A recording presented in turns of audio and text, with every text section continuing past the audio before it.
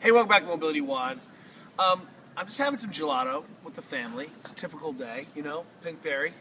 And what I realized as I was sitting here is that this is actually a great functional test. Now, I'm sitting on a low rock here, and one of the things that happens is that we will hear about people talking, and they immediately get this low back pain, a big ache when they sit in this deep position. And I want you to, understand why. Now, what's happening in this deep squat position, regardless of my feet, because I can't get my knees out of this bottom position, my hip is running into my hip crease here, and my pelvis is getting crushed and rotated backwards because it's such end ranges of hip flexion.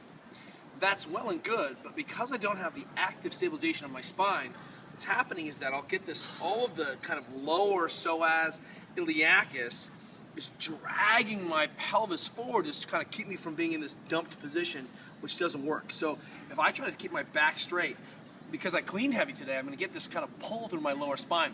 What ends up happening is that this is a dead giveaway for two things. One, you need to work on this end range hip flexion.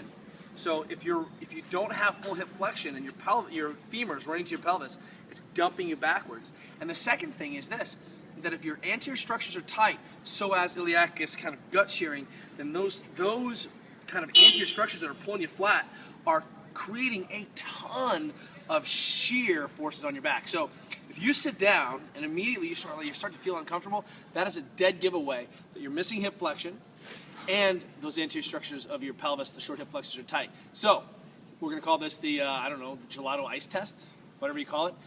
MobilityWOD. See you guys tomorrow.